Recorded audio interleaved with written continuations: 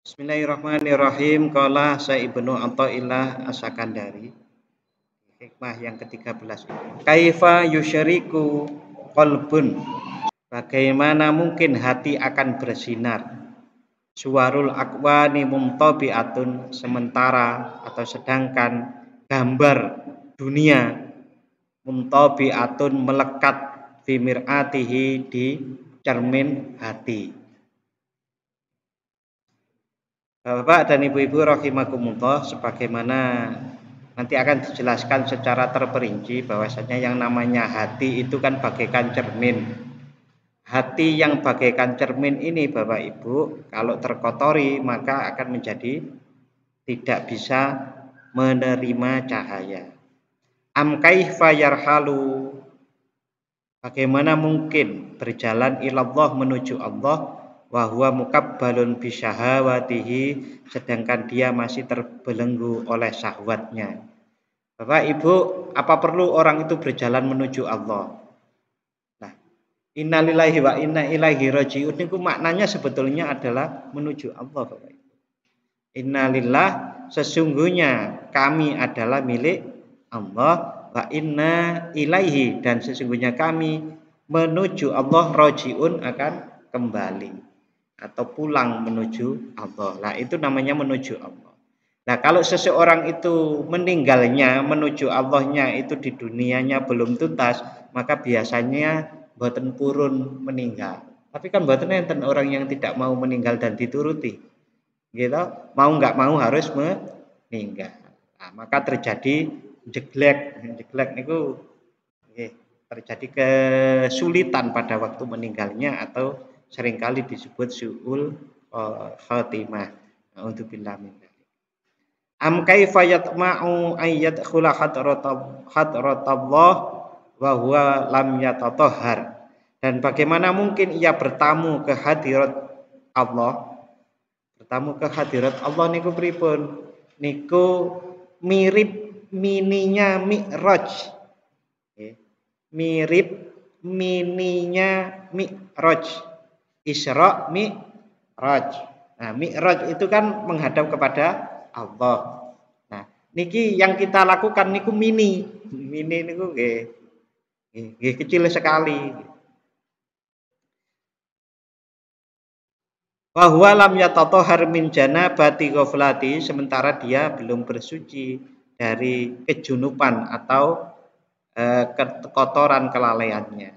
Am kaifa yarju, atau bagaimana dia berharap ayyafhama, untuk memahami daqaiqul asrar, rahasia-rahasia yang lembut-lembut, wa huwa lam yatub, sementara dia belum bertaubat, min hafawatihi, dari kekeliruannya. Bapak-bapak dan ibu-ibu rahimakumullah, di sini saya akan menjelaskan pendahuluannya tentang ayat-ayat Al-Qur'an dan hadis yang terkait dengan hikmah yang barusan kita baca. Ada sebuah hadis an Abi Hurairah radhiyallahu an Rasulillah sallallahu alaihi wasallam. Sahabat Abu Hurairah niku mirip Astramu Al-Mutadin. Kok mirip? Jadi dulu di zaman Rasulullah masih hidup, bagi yang pernah umroh maupun haji dan ke Masjid Nabawi, di antara rumah Rasulullah dengan mimbar terus rumah Rasulullah, rumah Rasulullah situ. Nah, ini kan raudhah. Nah, dulu masjid ini sebelum besar seperti itu dipakai untuk istirahatnya beberapa sahabat Nabi yang memang seperti Al-Mutadin, tinggal di masjid itu, atau disebut Ashabus Suffah. Nah, sahabat Abu Hurairah itu salah satu di antaranya.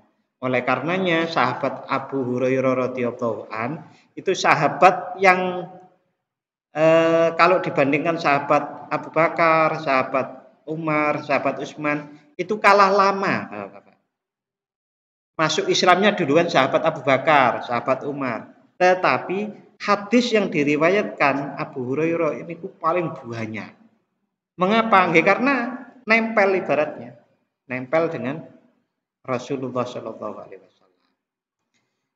Ya, niki sahabat Abu Hurairah radhiyallahu an niku menceritakan bahwasanya Rasulullah Shallallahu alaihi wasallam pernah bersabda, "Innal abda idza akhta'a." Sesungguhnya seorang hamba tatkala dia melakukan dosa khotiatan, sebuah dosa, nukitat, maka ada noktah atau titik fi qalbihi dengan titik fi qalbihi di hatinya, nuktatun saudaun dengan titik yang hitam. Noktan itu bahasa Indonesia apa bahasa Arab? Ternyata noktah niku ternyata bahasa Arab ternyata. Lagi noktah kan biasanya kita nggih sanes nota loh. Nek nota kan biasanya teng pasar. Sesungguhnya seorang hamba ketika ia berdosa, maka ada titik hitam di hatinya. Fa idza huwa naza'a, dan tatkala ia meninggalkan dosanya, wastaghfara dan memohon ampun, wataba dan bertaubat, sukila maka hatinya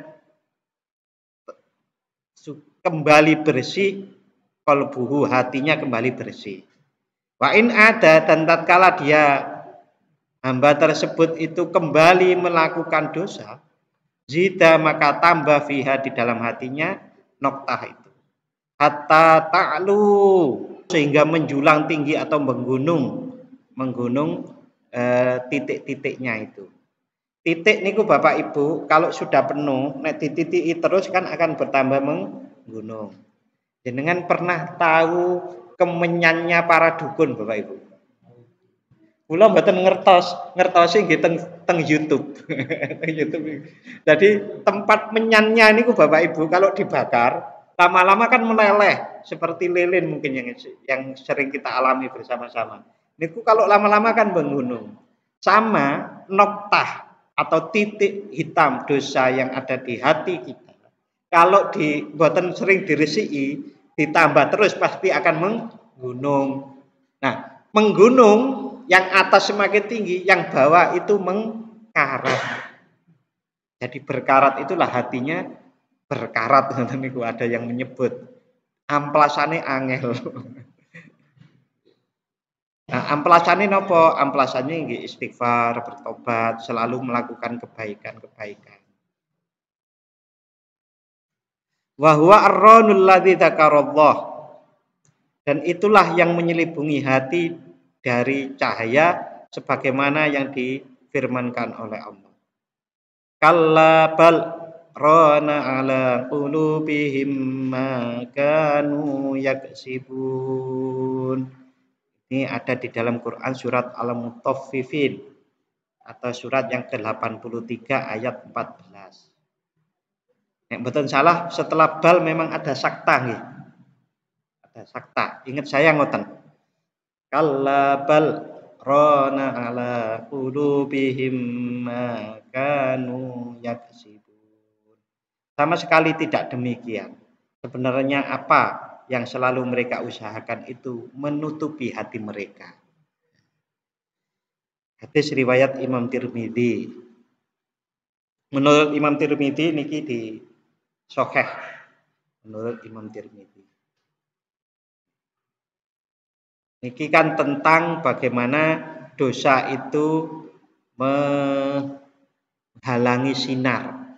Yang kedua itu bagaimana mungkin seorang hamba berjalan menuju Allah sedangkan dia masih terbelenggu oleh syahwatnya. Bapak Ibu, tentang seorang hamba yang terbelenggu oleh syahwatnya ini bahkan di dalam surat Al-Furqan atau surat yang ke-25 ayat 43 itu disebutkan seperti ini. Ara'aita man ittakhadha ilahahu hawahu afa anta takunu alaihi wakila. Sudahkah engkau Muhammad melihat orang yang menjadikan keinginannya atau hawa nafsunya sebagai Tuhannya.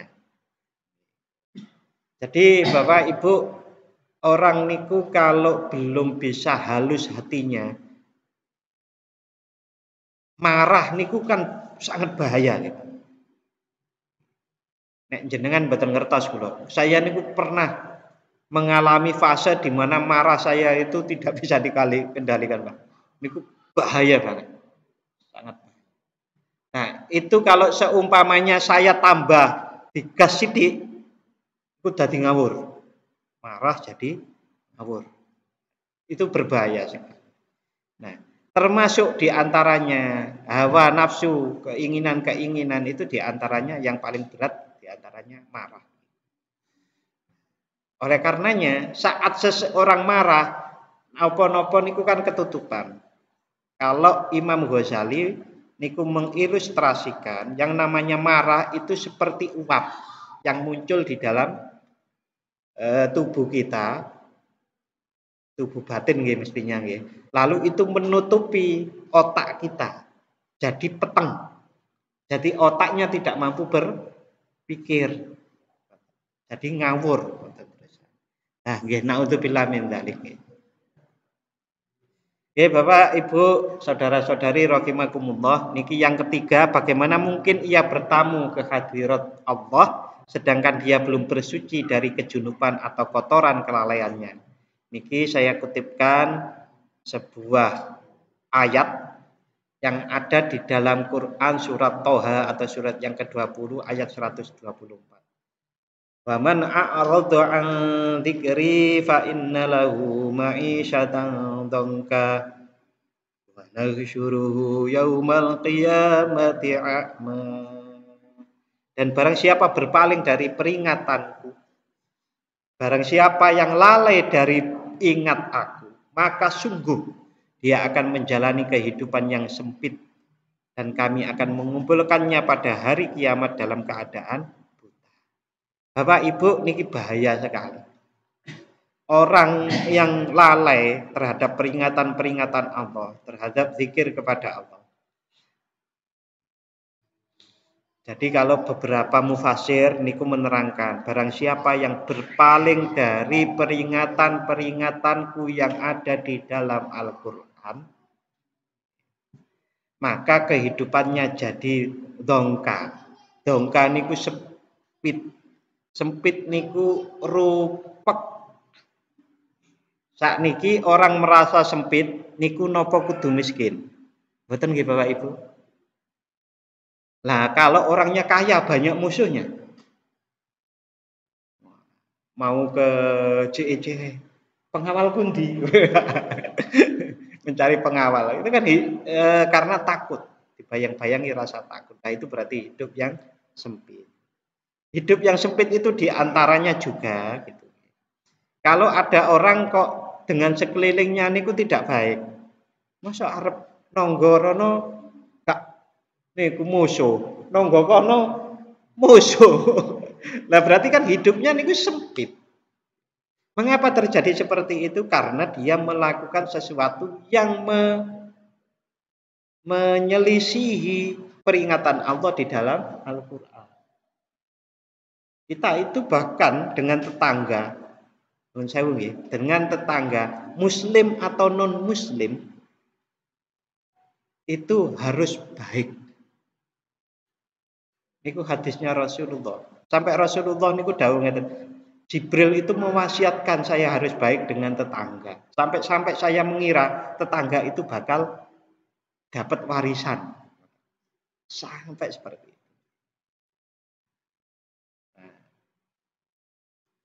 Non muslim maupun muslim harus baik. Orang yang ke JEC tadi di contoh saya ilustrasikan Bapak Ibu. Itu pasti dia niku banyak musuhnya. Sementara kalau kita itu diperintahkan oleh Allah tidak boleh punya musuh. Gitu. Kalau dengan orang muslim kita itu bersaudara. Kalau dengan non muslim kita itu adalah sesama umat manusia yang beda suku, mungkin beda bangsa, kita bisa kemudian saling mengenal. Di antara mengenal itu adalah mengenal betapa ternyata orang-orang itu mempunyai pendapat yang nggak bisa dirubah. Karena kadang-kadang orang kafir itu kan kamu peringatkan atau tidak kamu peringatkan, dia itu akan tetap seperti itu. Sulit. Nah, itu. Jadi berpaling dari peringatanku itu adalah karena tidak berpaling dari hukum-hukum yang ada di dalam Al-Quran. Terus kalau ada pertanyaan ini, Pak Lukman, orang itu paham tuh Al-Quran ngelontok, paham Al-Quran tidak hanya hafal Al-Quran ngelontok, gitu kan? Tetapi kok masih dia itu tidak mau menuruti ajaran agama. Contoh, kemarin ada ustadz pesantrennya itu yatim, betul salah. Lalu kemudian itu tempat menghafalkan Al-Quran di Jawa Barat waktu itu. Nah, ini kan menghamili 3 santriwati ya, betul salah. 3 atau lebih itu malah. Padahal itu adalah pesantren takwin. Itu bukan masalah dia paham Al-Quran. Berpaling ini kan lain, Pak. Malah yang namanya berpaling niku nek kan ngertos berpaling. Nah, ngertos ya? Nah, niku berpaling. Lah nek mboten ngertos kan sejak awal mboten ngertos. Nah, berpaling itu seakan-akan ngemohi, tidak mau, menentang. Bapak Ibu, niku tentang kelalaian. Itu yang ketiga.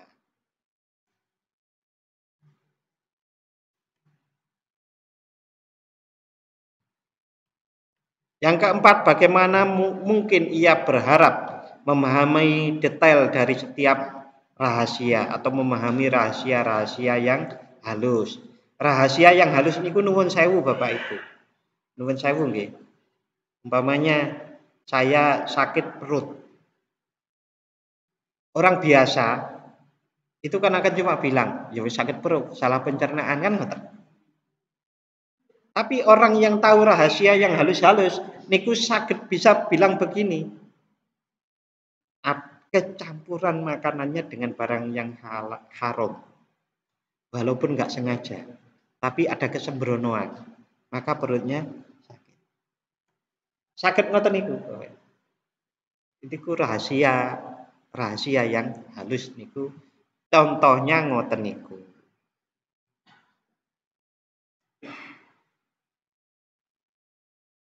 Nah, terkait dengan hal ini itu sama dengan kalau di dalam Al-Qur'an itu bahasanya adalah hikmah, Bapak Ibu.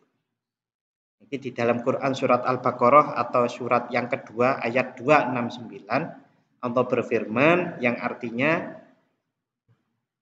Allah menganugerahkan hikmah, kepahaman yang dalam tentang Al-Quran dan As-Sunnah kepada siapa yang dikehendakinya, dan barang siapa yang dianugerahi hikmah, ia benar-benar telah dianugerahi karunia yang banyak, dan hanya orang-orang yang berakal lah yang dapat mengambil pelajaran dari firman Allah.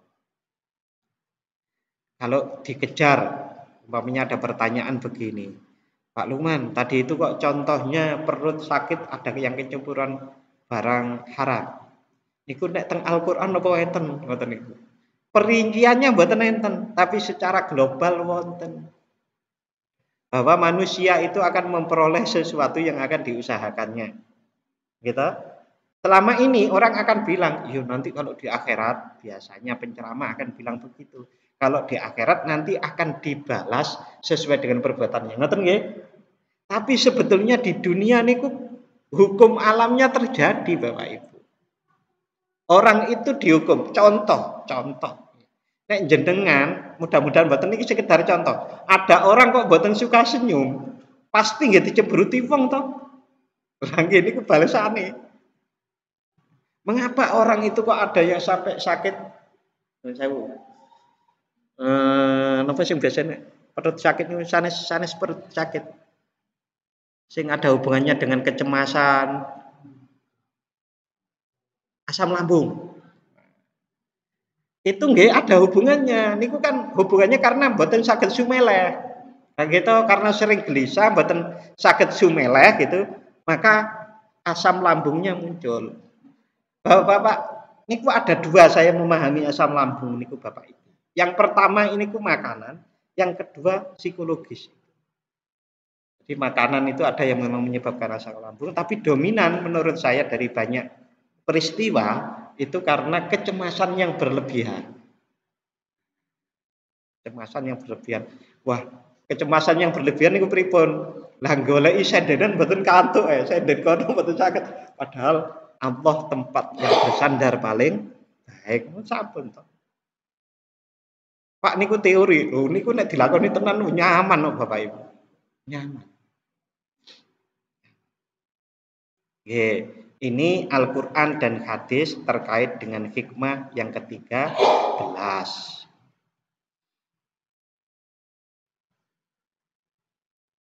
Sekarang ke Syarah Al-Hikamnya.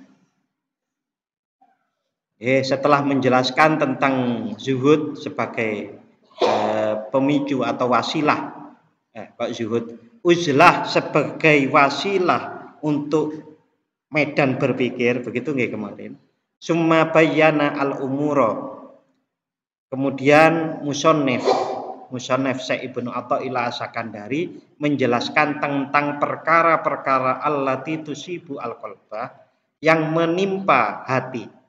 Di dalam yaksul tatkala tidak berhasil lahu bagi seorang hamba yang menghendaki mendekatkan diri kepada Allah tidak berhasil tathirun bi uzlatin membersihkan diri dengan uzlah wala fikrotin dan tidak berhasil membersihkan diri dengan berpikir. Pak Ibu, contohnya beberapa sudah saya ungkapkan tadi.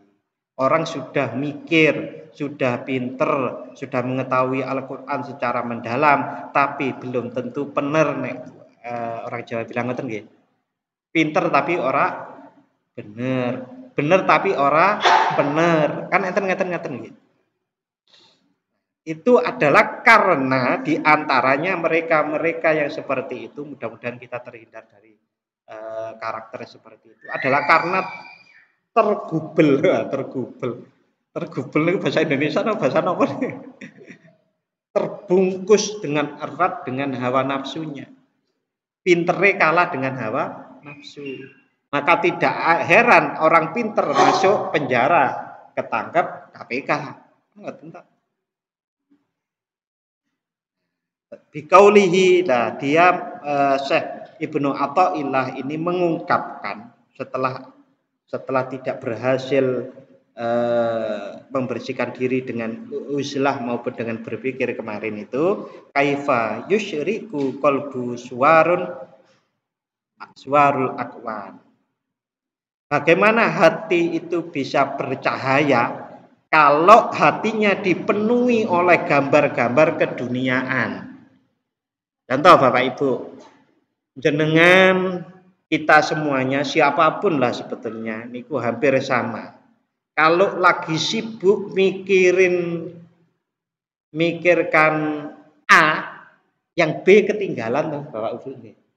Kalau orang niku sibuk konsentrasi mikir dunia menuruti hawa nafsunya, pangerane lak lali. Biasane ngoten. Leres mboten Bapak Ibu. Dan kitab-kitab ngoten niku. Karena dunia dan akhirat, niki ampun salah paham nggih. Dunia dan akhirat tidak bisa digabung.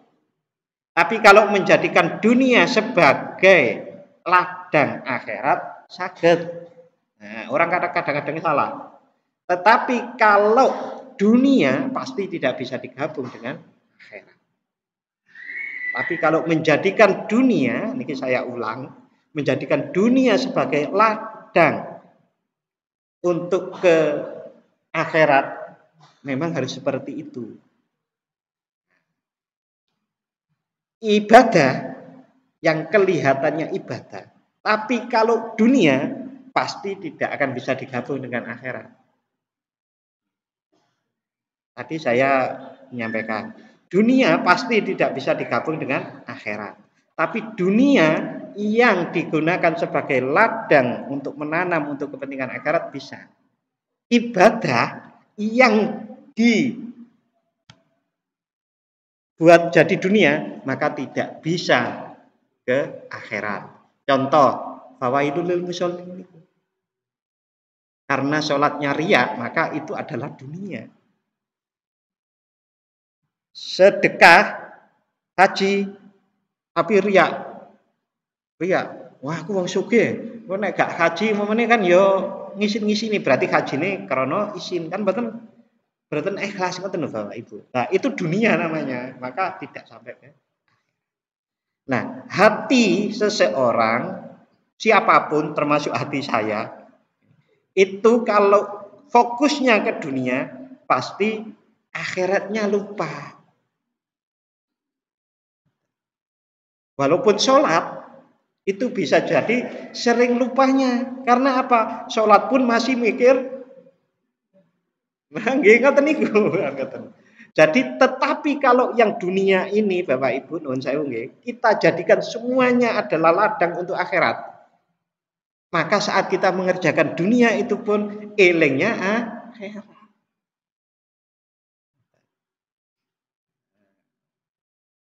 Insya Allah saged dipahami nggih Bapak Ibu. Ampun salah, kula niku kadang-kadang khawatir salah pahami. Pak Lukman nyampe kae ora perlu dunyo-dunyoan, gak kerja-kerjaan wah ujur mungkin. Ayil mukawwanat. Al mukawwanat itu adalah sesuatu yang diciptakan. Al kaun. Kaun itu adalah sesuatu yang ada yang diciptakan minal adamiyin dari hal-hal tentang kemanusiaan anak Adam bagoirihim maupun bukan anak Adam.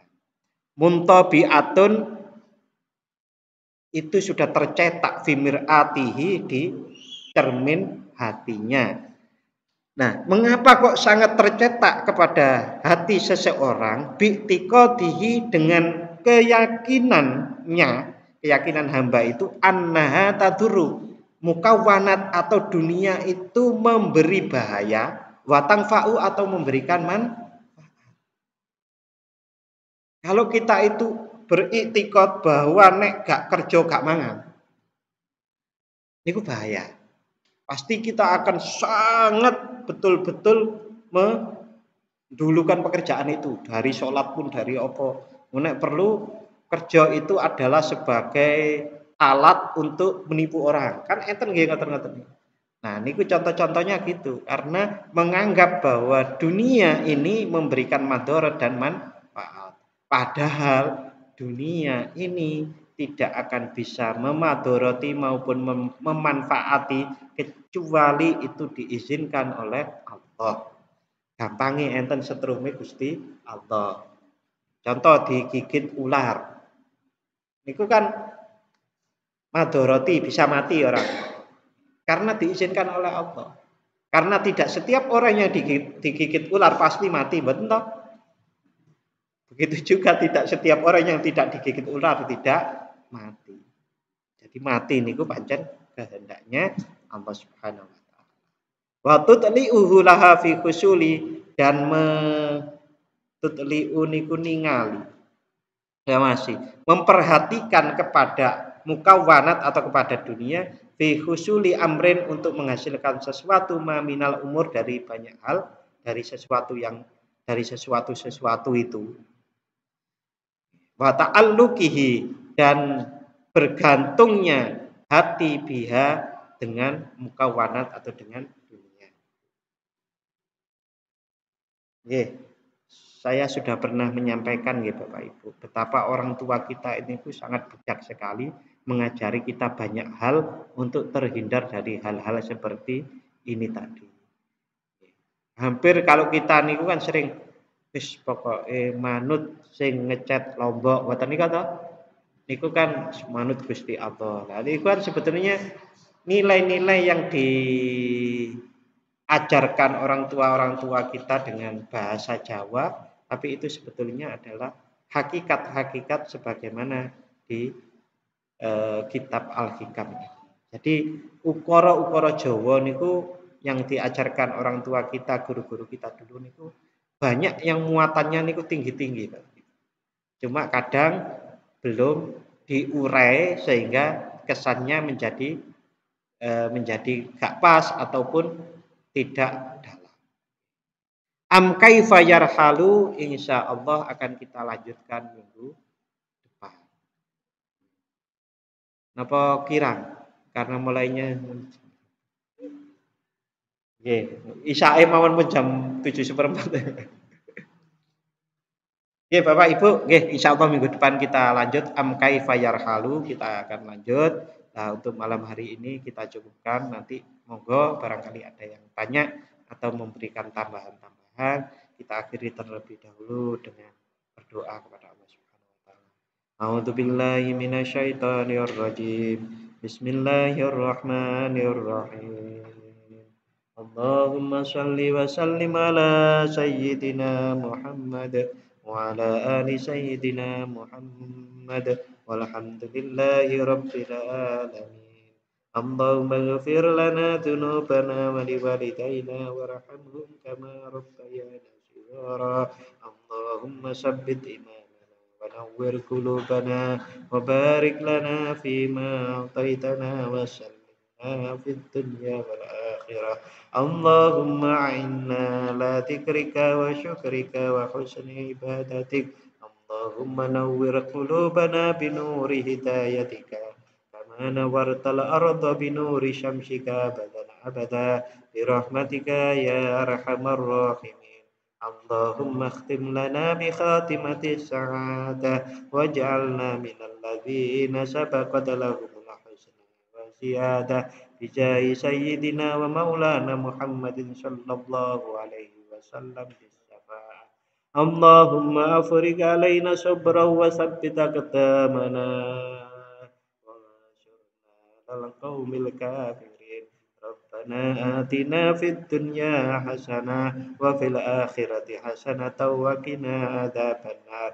وصلى الله على سيدنا محمد وعلى آل سيدنا محمد.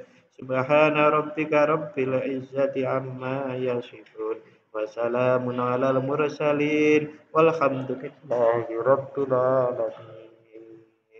Matur nuwun. Wassalamualaikum warahmatullahi wabarakatuh.